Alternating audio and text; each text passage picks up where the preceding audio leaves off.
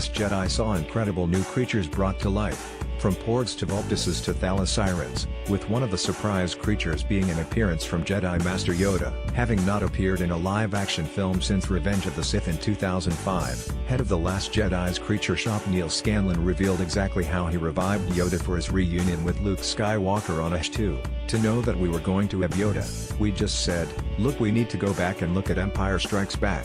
We need to look at how Stuart, Freeborn, created Yoda because that is the most pure puppet moment, Scanlon shared with Nerdist. It's Frank Oz, who is one of the greatest puppeteers ever, and we knew that Frank was going to redo this. We just felt that it was absolutely right and proper that we create the puppet in the closest likeness to the original and to give Frank exactly what he had the first time around.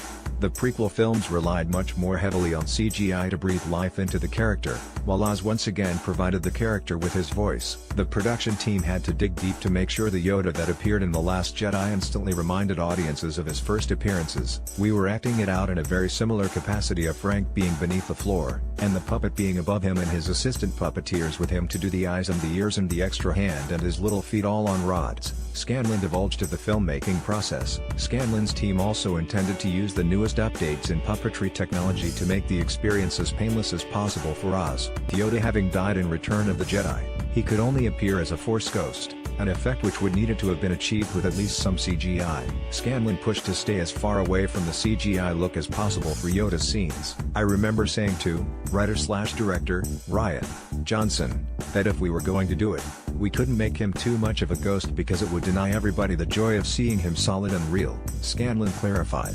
The guys then came in later and added a really lovely glow, which I think just reminds us of the fact that Yoda is there as a ghost, but is there enough for you to really feel that you're not being cheated? Johnson worked with VFX supervisor Ben Morris to get the correct balance between real and CGI. In terms of what we actually did, we did add the glow around him, and I had asked Ryan very early on, do you want him to be semi-transparent, like some of the characters have been in the past?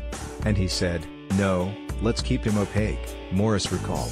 So, the visual effects that were required for that character were actually quite minimal. I think he's just an incredible piece of work by Frank Oz, and Neil and his team. You can see Yoda in The Last Jedi, in theaters now. H/T